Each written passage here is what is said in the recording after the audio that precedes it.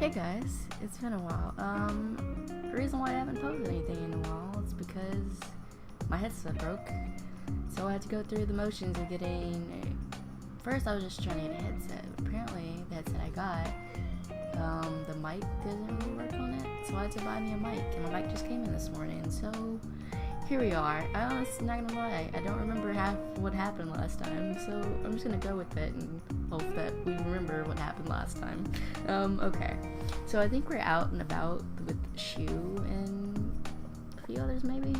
See, it's been this long. I think when I clicked on the save point, it was back in March was the last time I recorded. So it's been roughly 2 months since I've even picked up this little series. So bear with me. Let's see what happens. Like Shu, I've been getting in little sessions alone, but we haven't had a good long session since that first time. I've been focusing on defensive spells so that Shu can focus on the pyrokinesis, which is offensive by nature. On my own, I've been practicing every night. At first it was with my gear crystal, but I quickly learned to practice without it, and I can reliably summon my shield anytime I want now. I turn into Shu and Shinji's apartment building.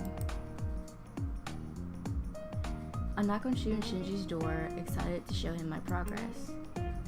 At least, that's what I'm telling myself to explain my unusual excitement and cheer.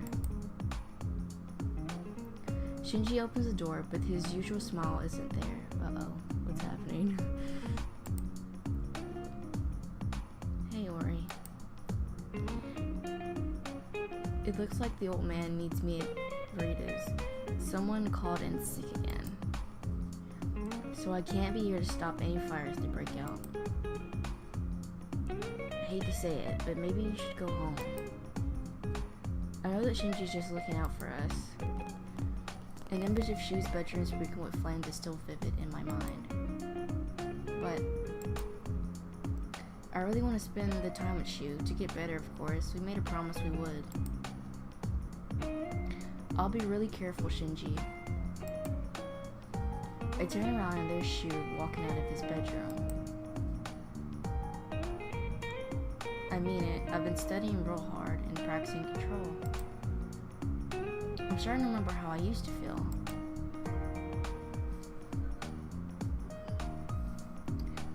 Shu, I don't know. You worry too much. It'll be okay. Ori and I can handle it. Besides, I have my gear crystal if I really need a control boost. Fine. I can't really stop you guys anyway.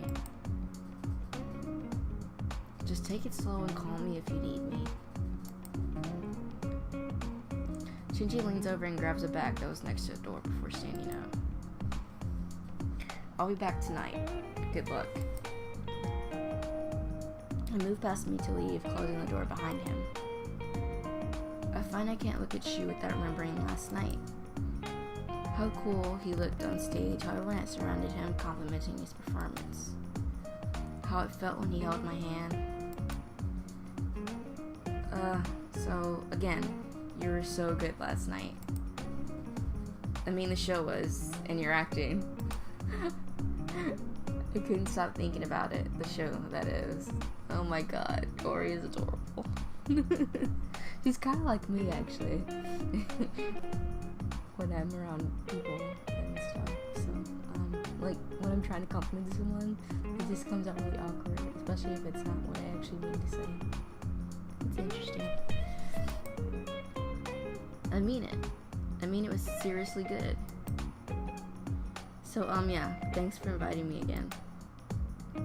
It's all coming back to me now. We went to Shu's performance of a play or something. That's the one thing I do remember. Oh, of course. I'm really glad you liked it so much, and sorry about Rika yesterday. She can be kind of overprotective.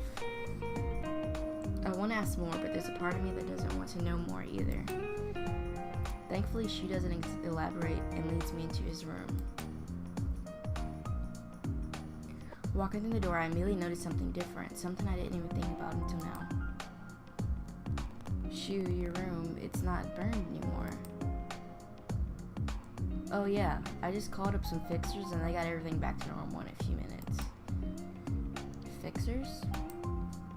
Yeah, they're people who specialize in fixing up magical messes and making them disappear. So they managed to undo the burns within 2 minutes. Oh, I see. Sounds very useful. I quickly glanced over the room, and true to his word, there isn't a single singe visible. But somehow, it feels different than last time. Memories of last night and thoughts of being alone in the house dance in my mind. I struggle to push them away. Alright. So I thought I'd continue to focus on defensive techniques. Maybe you could try controlling a somewhat bigger fire this time. As I talk, I put my bag down on Shu's bed and my books on his desk, avoiding making eye contact. Sounds good, but there's something I want to show you first. Show me something. The things it could be run through our mind, unbidden. What if it's flowers or something? Ugh, no, why would it be flowers? What is wrong with me lately? I stopped and nervously began to speak without turning around. Oh, what's that? I hear Shu laugh. I can't show you unless you turn around. Anxious, I looked to face Shu. That's better. Now close your eyes. What? Why? My heart pounds loudly as I imagine him doing something embarrassing to me. Come on, just trust me. Seeing the look on Shu's face, I sigh and do as he asked. I wait patiently until I feel something warm near my face. I automatically open my eyes and see that there are 3 tiny fires in his outstretched hand. Whoa, Shu, have you been practicing? Yup, and that's not all. I can do more than this. Shu takes a step back from me and turns his palms inward. I gasp when the little balls of fire fall toward the ground, but then Shu spreads his hands wide and the fires begin to hover. They dance around in a circle between his open arms, and I stare at Shu. Shu, when did you... I've been practicing every night. I thought if I couldn't control a big fire, at least I could try to do something with a small one. It isn't much, but do you like it? Like it? I love it. It's beautiful. I stare at the tiny dancing fires slowly moving around in a circle in front of me for a few more moments. Then I notice that Shu is staring at me instead of the fires.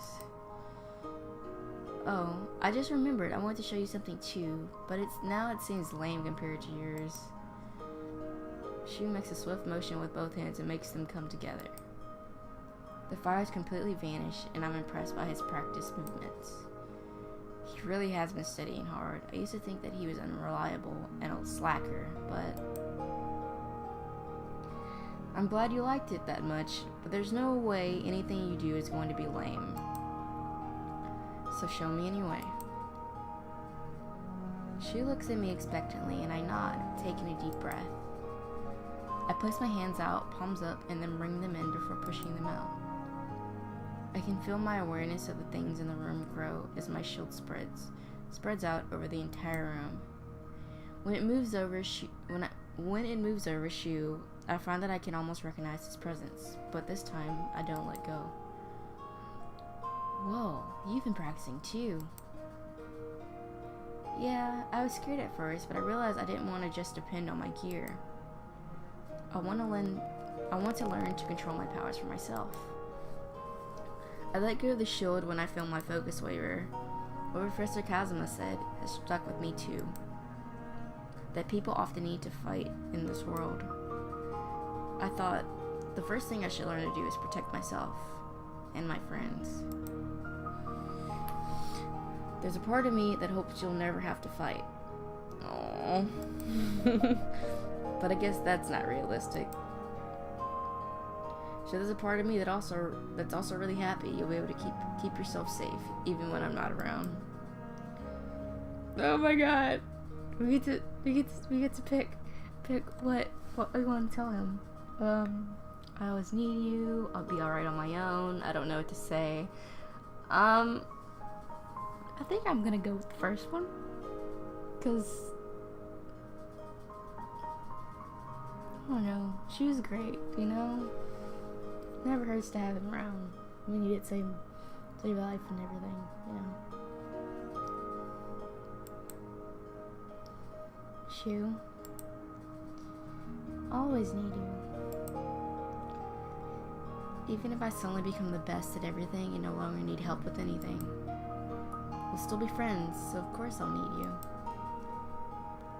Right, of course. Even when you don't need help, we'll still be friends.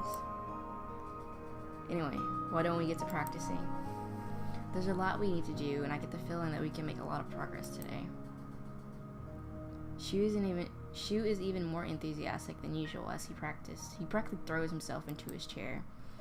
He immediately opens one of the textbooks, flipping through it, and even I can tell that he's forcing it a little. Oh no. Oh, Shu. With nothing else to do, I sit down next to Shu, determined to make the best of our time.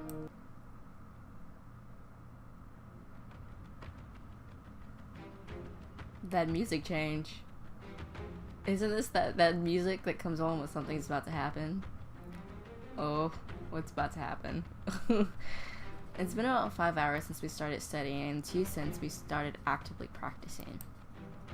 We're both covered in sweat, and it isn't pretty, but neither of us is paying any mind. I reinforce my shield. The raw energy I have to work with doesn't seem to be flagging, but my focus and willpower is. However, as long as she doesn't give up, I won't either. Again. Aren't you getting tired? This isn't about being tired. This is about you practicing controlling your power. You haven't come close to really testing my shield once. But stop making excuses, Shu. Okay, Ori, you need to chill. Do you want to be a pyrokinetic or not? Do it. Fine. Oh god, they're both getting angry at each other. This is not good. Shu wipes the sweat off his brow with one arm and then focuses on my shield with an intensity I haven't seen. He pulls back one arm with a fist. The hairs on the back of my neck stand and I feel for the first time a distinct feeling of fear as I realize the danger of the power before me. But I only get a moment to feel anything before Shu throws his arm forward in a punching motion. Those sound effects are very kind of scary, actually. He opens his palm so that a massive tornado of the fire pours forth from it towards me. Oh shit. Okay. I throw my hands up to my face in a gut reaction and I feel my shield shatter around me. I flung back by the force of the attack. Ugh. The glass window behind me shakes upon impact and I slide down to the floor. Ori. She runs over to me, but I'm completely disoriented. I stare blankly at the tiny fires on the floor around me as I try to understand what just happened. I was practicing with Shu, and then he... Ori! I feel warm hands on my shoulder as Shu crouches down and suddenly his face is right in front of me. His pretty gold eyes look so terrified that I reach out and touch his face. What's wrong, Shu? What's wrong? I just hurt you. Are you okay? Do you hurt anyone? My head still feels dull from hitting the glass, so it feels like I'm working through sludge just to respond. I'm okay, just a little out of it. I try to sit up but slump forward and grab my head. No. I regret the reaction when my hand burns in pain.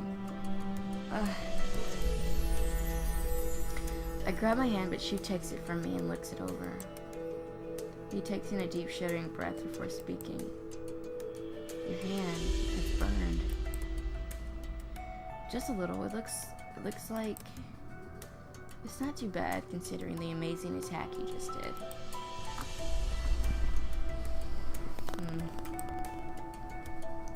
I hear Shu already quick breathing starts to become irregular.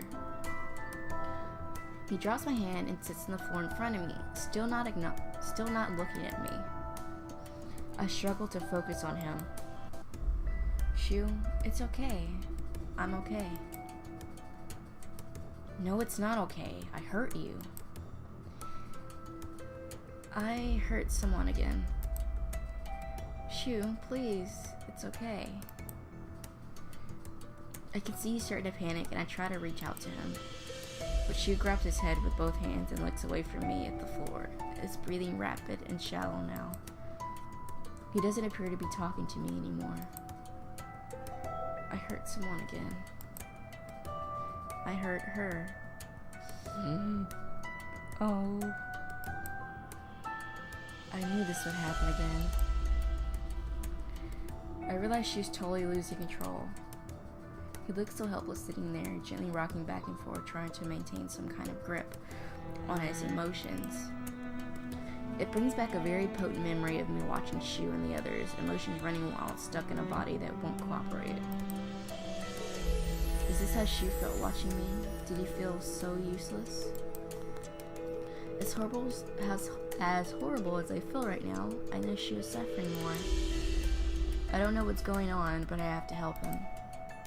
I get on my knees, burn hand, and the possible concussion be damned. She doesn't seem to notice as I crawl close to him until I'm right in front of him. He still won't look at me even though he's shaking. Shu, I'm right here. I'm fine, and I'm right here.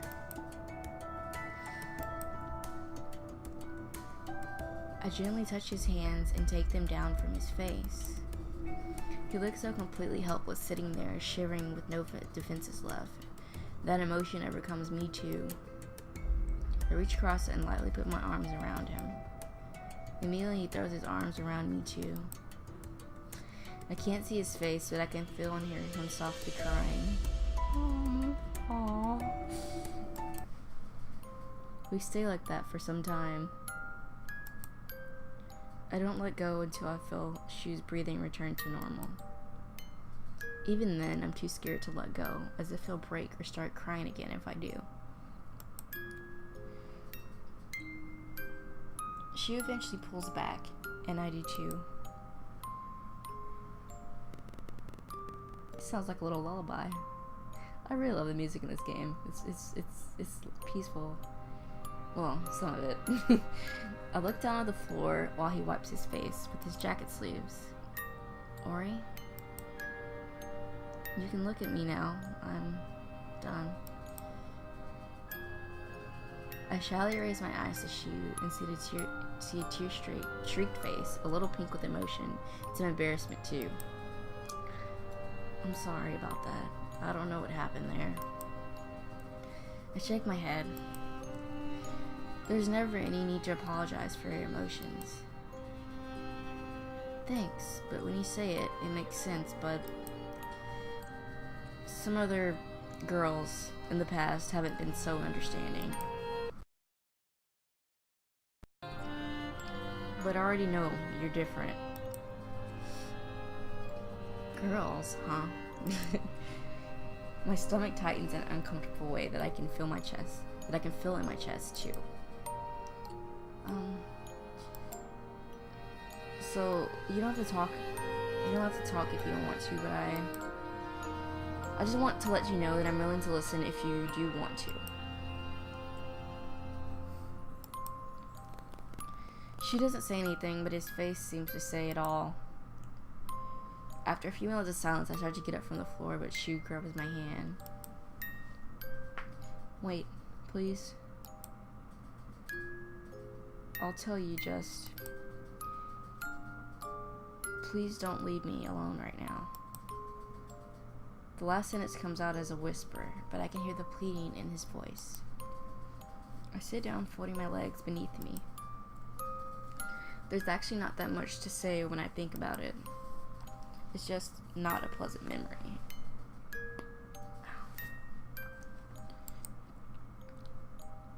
Shu takes a deep breath before he begins. When I was 13, I tried working on my powers all on my own. I was sick of being the only useless one in my family. No one took me seriously. Nobody even paid attention to me. Shu's pain is evident in the bitter way he says this, and I realize that this is something that still bothers him. In my head, it was all because of my problems with my powers. It wasn't until later that I realized there were many other reasons. But I had convinced myself I would suddenly regain my powers. My parents and everyone loved me again. So I tried practicing on my own in my room.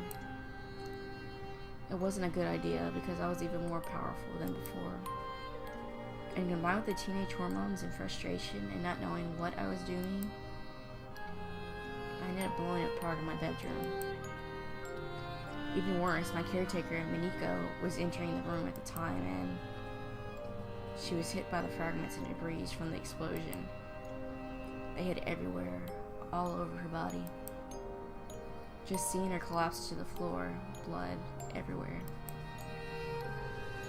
Miniko is so dear to me, and I still hurt her. She reaches out for my burned hand and holds it ever so gently. Just like you.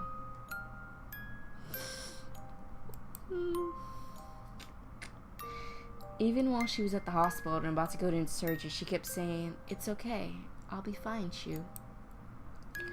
But the fact that I hurt the only person who ever cared about me, and I've done it again. No matter what I do, no matter how hard I try, it just never comes out right. Shu holds my injured hand to his face and closes his eyes, but I see the tears fall. I take his hand and hold it to my own face. Please, don't say that. You're a wonderful, bright person, full of energy and kindness. And you're a talented actor and a great friend. I struggle to find the words to describe how I feel about Shu, to make him see himself as the amazing person I see. But I'm not sure if words are enough right now. Oh my god. I wipe my tears away with my arm, and Shu looks up at me. I wish I could thank you for all you've done for me in a short time. I just want to see you happy, Shu. I stare into Shu's eyes, trying to communicate my feelings as hard as I can. How do I put the smile back on your face? He just stares just as hard back into mine. I wonder what he's trying to tell me. Shu.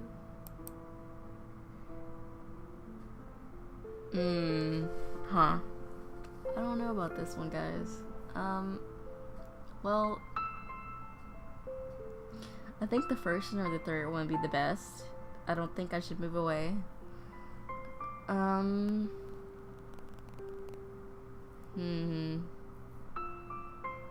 This is tough. Because I'm not sure if I want to move closer yet. Because I don't know. I mean, I do, but at the same time, I don't know what's gonna happen. This is hard. Oh.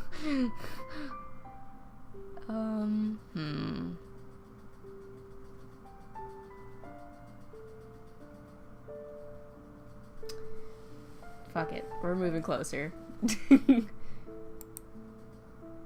Almost out of nowhere, I get an overwhelming urge to lean in. Have him so close, my eyes drift to his lips. Oh shit. His lips look so soft. Our faces move close to each other and I start to close my eyes, but nothing happened. Oh shit. Did I screw up? I open them and Shu's face is still there in front of mine. Ori. Oh fuck. I screwed up. Guys, I screwed up so bad. Ori. Thanks. Oh, you're welcome. It's like my brain suddenly kicks in and understand precisely what it was that we've been doing in the strange position we're in. Practically throw down Shu's hand and scramble to get up. Shu easily stands up and offers me a hand. Though hesitant, I end up taking it when I realize I still feel dizzy. When I'm fully upright, we make contact for a moment before I look away. Thanks, I better get going. Got an early class in the morning and some homework to do. I began gathering my things in a hurry. You're hurt. I should walk you home. Probably shouldn't be alone either. No. I mean, seriously, I feel fine. I was probably just a little shaken up. If I have any difficulties, I'll make sure to call you. But you can't always get your way, Shu. I'll see you later. Bye. Oh no. Oh shit. I screwed up so bad. How was I supposed to know? I should have went with my gut instinct, which was to just say don't move. But I had to, I don't know. It's god damn it. Before he has a chance to say anything else, I run out of the apartment.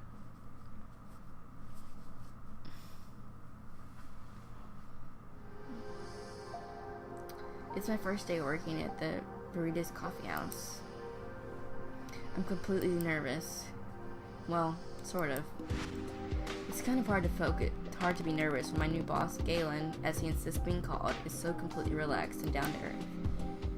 And weird, not only do I get a strange feeling about him, but he just acts strange. I stand next to him, sweeping up some coffee grinds, trying not to stare as he stacks the coffee mugs in a seemingly impossible way. He sings as he stacks the cups so precariously that I'm certain they'll fall. All the while, a customer is specifically a cute but very pale-hooded man whispers to him. Galen occasionally stops singing to talk.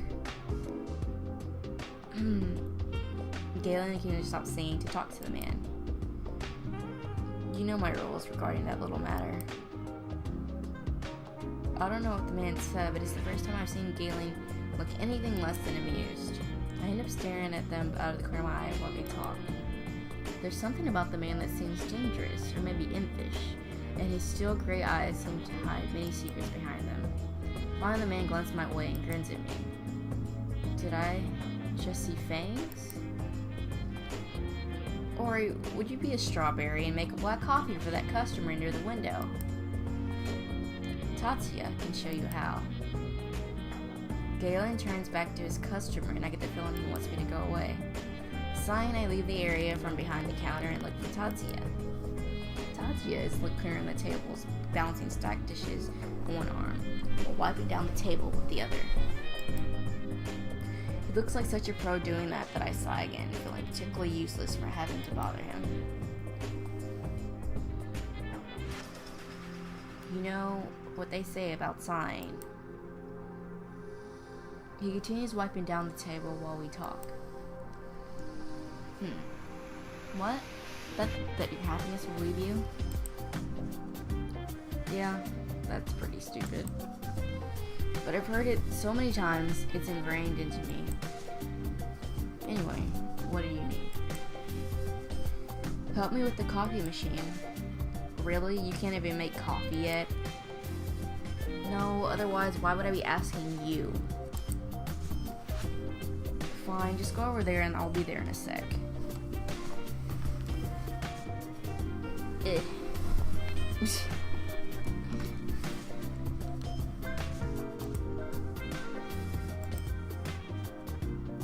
I do as I'm told and I walk to the machine. A few minutes later, Tatsuya comes over to help. As he teaches me, I look back to where Galen is. I notice his customer's gone. He seems to be staring at nothing in deep thought. Hey, are you even paying attention? Watch out. I look back down to what I'm doing and see if I almost overfilled the coffee cup. Tatsuya reaches over to turn it off. His hand brushes against one of my softer areas when he does so. Sorry, that was an accident. But would you please pay attention? This machine can be extremely dangerous if you don't use it right. It's just a coffee machine. One that makes very hot drinks that I don't want to get burned by. Tatsuya glances at the bandage on my hand. But it looks as though you've already had your fair share of getting burned. Everything alright over there? Yes, sir. I told you to knock it off with the sir stuff. Anyway, I'll be in my office. Try not to need me, but I'll be there if you do. Galen saunters from behind the bar into the back room. At almost the exact instant, the back room door slams shut. The front door opens. I'm shocked to see who it is. Professor Cosmet? Oh yeah, the professor visits this place in the evenings a lot, I hear. Actually, there should be a woman coming in soon after him, if the rumors are true. Tatsuya moves away to go serve the customer their coffee, leaving my questions behind. Hey there, Hime. I didn't know you started working here. Today's my first day, actually. Oh, well, good luck. You look nice in your uniform. Thank you. The front door opens and another customer comes in. This time it's a tall, gorgeous woman with dark red hair. She's so trendy and well made up that I wonder if she's a supermodel as she takes a seat next to Hikaru. Oh, could this be the woman that Tatsuya's talking about? I wonder if it's the professor's girlfriend. They look really good together.